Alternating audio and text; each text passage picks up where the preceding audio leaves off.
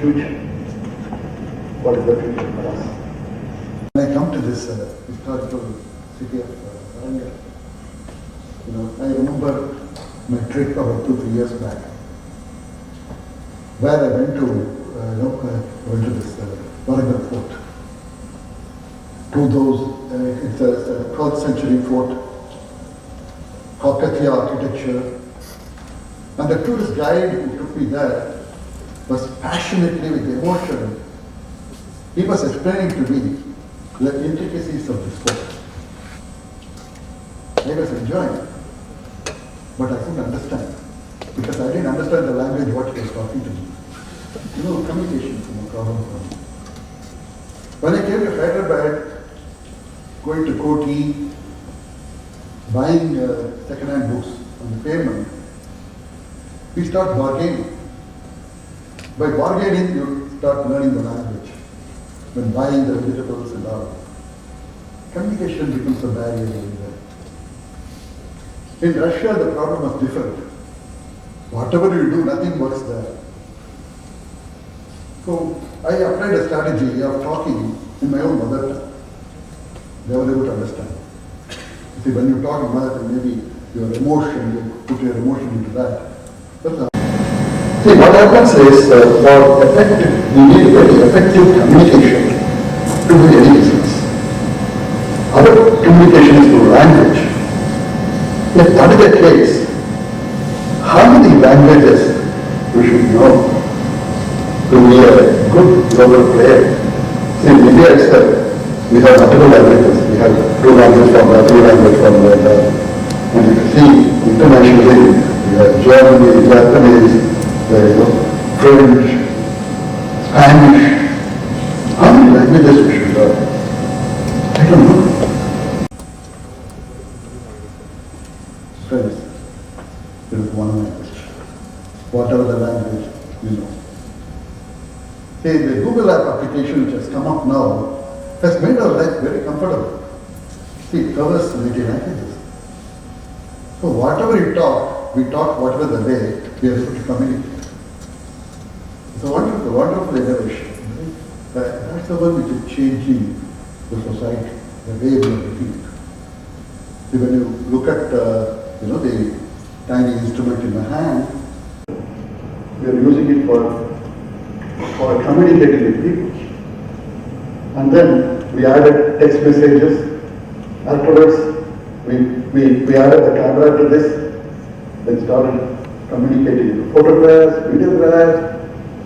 And today it has become a personal computer. Everything is there in a tiny instrument with which we are able to do all global transactions. And I'm having my wearable watch where, look, I can communicate, I can know my health, and this is fantastic. Now they're working on hearables. See, the way it is growing, they are trying to, we are almost dealing with 100 devices in our day-to-day life. Everything is miniature and is brought to this. That makes our life comfortable. Wonderful. Friends, this is what is called as disruption.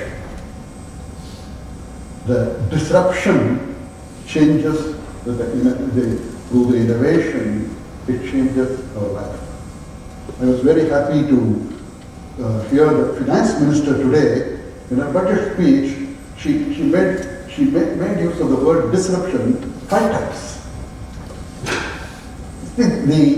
With this communication, if you see this particular fort, you go to the same tourist guide.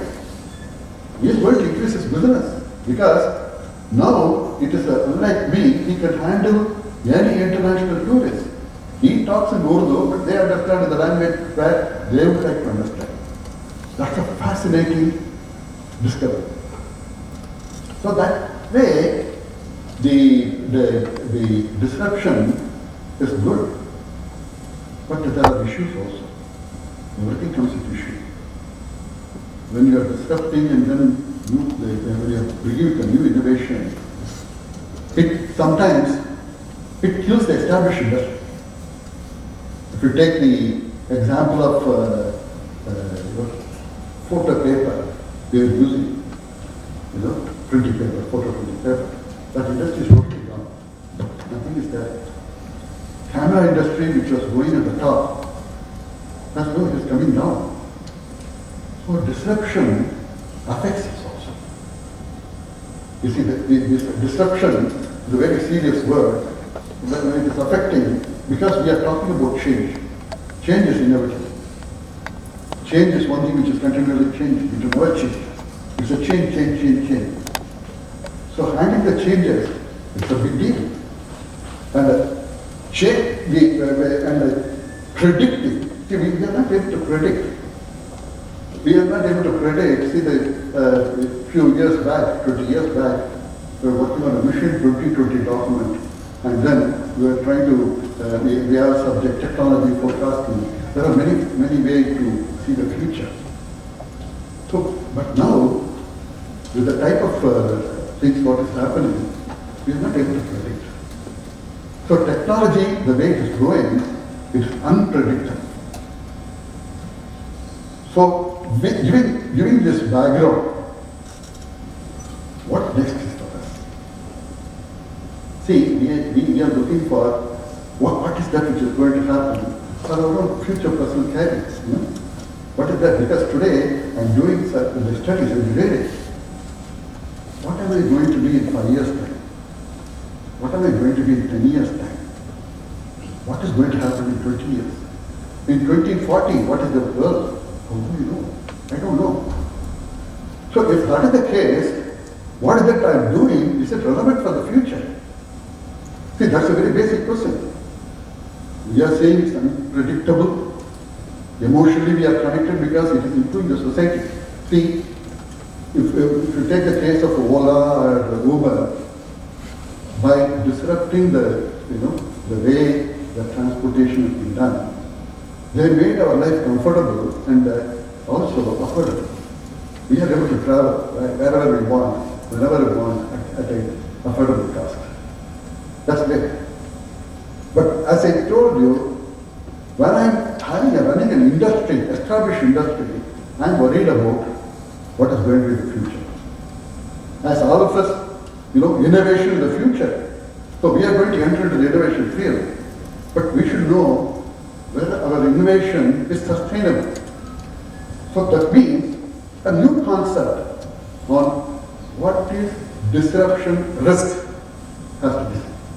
So everything what we do has got a risk factor which is connected to the disruption risk. That means we have to work. Two things are there. You have to go, as the technology is growing, we have to go along with the stream. We cannot afford to stand, or we cannot afford to swim against the stream. We have to go along with the stream. That is number one. At the same time, how do we handle disruption?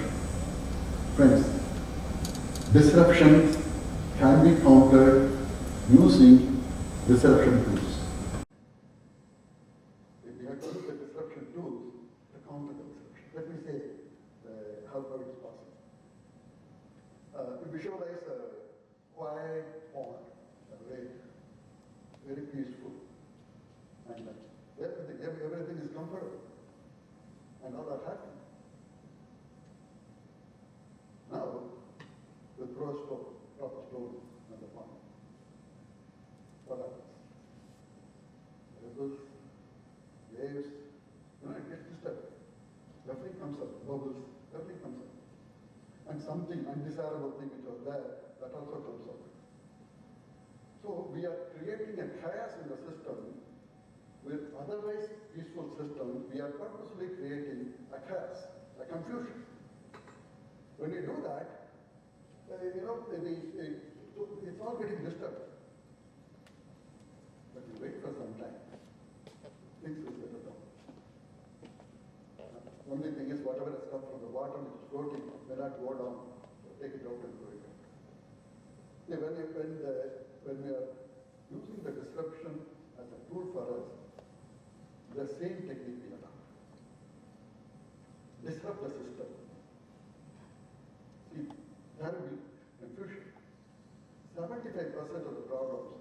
will get sorted out on its own. You need not do anything. 20% of the problems, we have to focus. We have to focus and work on solving those problems. And take care of them. The 5% is beyond our care. Unsolvable problems. Okay. So we say sorry and go back, or whatever is there, you just avoid it. That cannot be, we cannot do anything. By doing this, what we do is we are making a leapfrog technique. If you have to go with the technology or go along with all the system, it takes its own time. Using the disruption, we got all that time. We get it to the next level. We are all in the engineering education business. Now let's see what's the future of engineering education. See, today we are talking about mechanical engineering, electrical engineering, chemical engineering, all sorts of engineering are there. But over a period, what's happening now, already started happening, engineering is about borders. There is no differentiation. It's all a product-oriented approach. So it doesn't have a separate engineering borders. That is one thing, because the aspiration is. Another thing which is coming up is what is called transfer engineering. You know what's transfer engineering? We come to the institute and then we learn something, and then we enter into some profession, we adopt what we learned.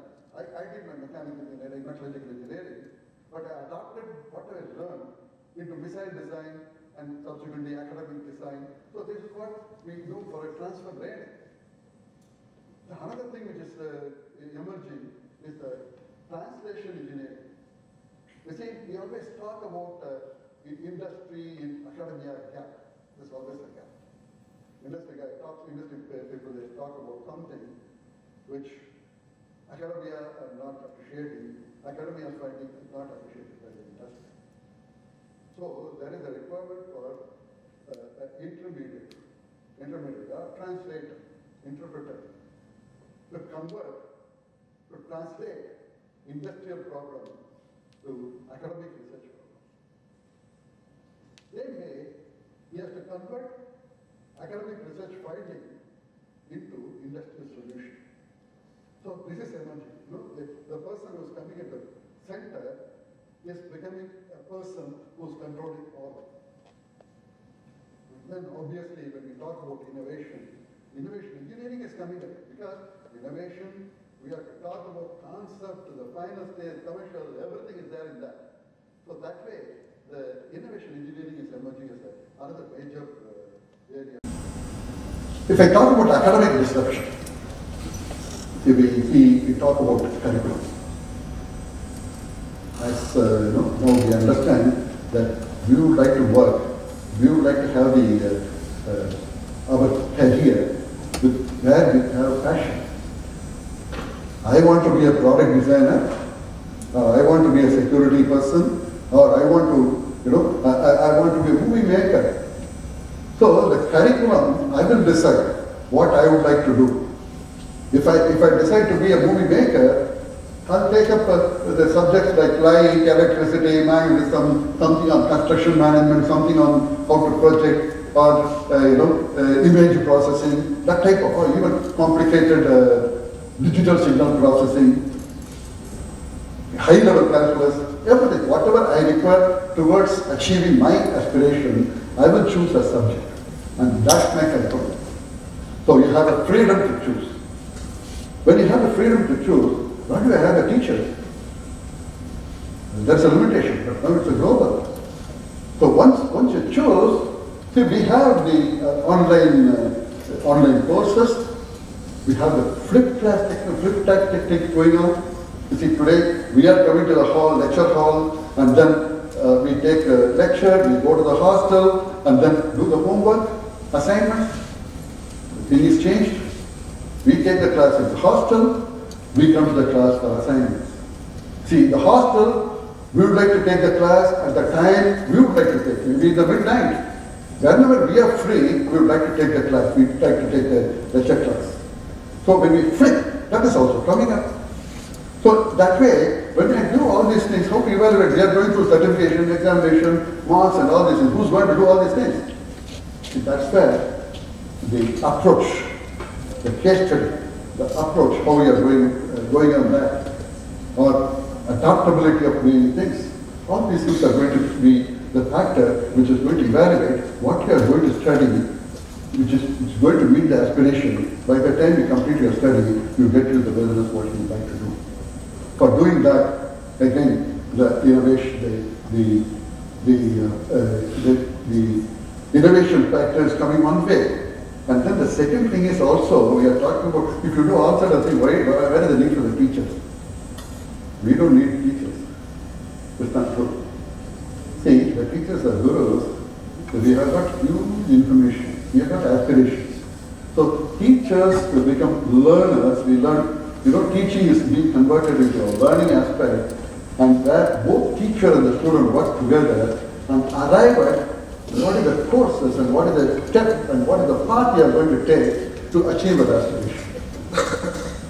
While doing that, we are talking about STEM education, science, technology, engineering, mathematics.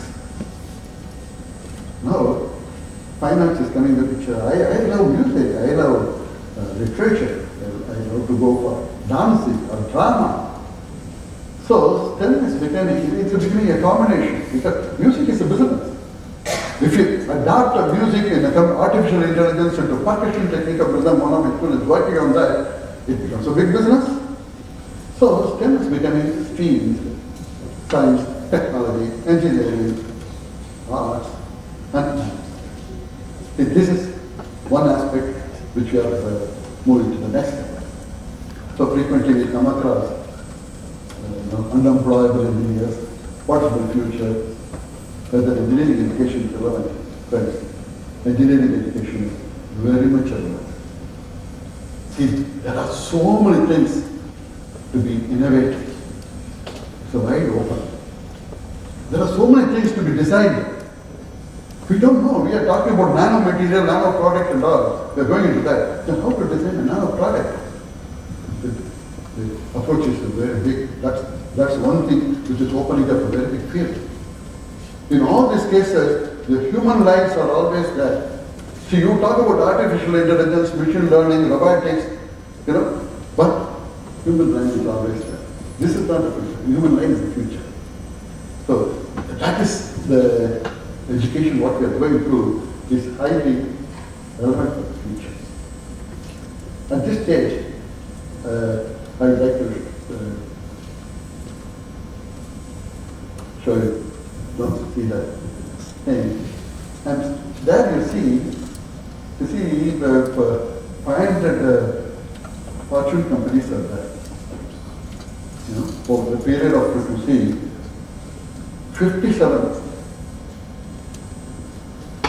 normally they are surviving for the past from 35 years. You see this one. What you are observing? You look at this. They are surviving. Others are not surviving. Observation one. Well, yes, they have adapted disruption. And they countered disruption with disruption. And they have gone along with it. Observation one. Second observation is, you see there's a cluster. If you see the cluster, that's a group of industries, well-known industries. You see another group, startups, new startups. We are also having the top Ivy class universities, which they are there.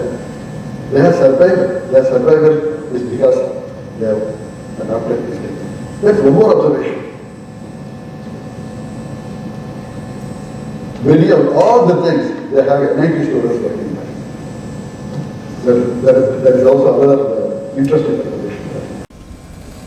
At this stage, I want to remember Craig Christensen.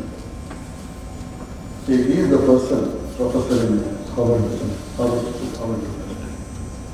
He coined the word, the and he wrote a book. And he has done, all the companies they are following the techniques what he has adopted. Personally, I feel it because when I moved from industry to the academic side, and I had the challenge of transformation of a higher education institution, I could work out strategies, what I should do, what way we have to go. But how to do it in 5 years, I was not clear about it. It so happened that I attended a one-day workshop with Clayton Christensen, and I had a long chat with him. And the moment I finished that, I knew what I'm going to do. I got a very clear picture of what I'm going to do and achieve in the next 5 years. I started disrupting the academics. I started disrupting the industry interface. I started disrupting the industry-oriented research and alumni network. Yeah, disrupt. Then we got into student-centric campus, converted into a student-managed campus rather than the faculty or administration-managed campus. We converted into student-managed campus. So with all these disruptions coming in the picture, my life has become very, very comfortable. Of course, during the disruption, the life was very tense because for every action you face a lot of repercussions. But as I told you, everything settles down and you focus on a few things. And that way, using this technique, I was effectively able to transform the higher education institute from some level to a... That's a good thing that you can see what the takeaway from this. Disruption is a challenge. Face it. And face it with the disruption. Disruption is a risk. Manage it. Disruption as a strategy. Adapt. Thank you.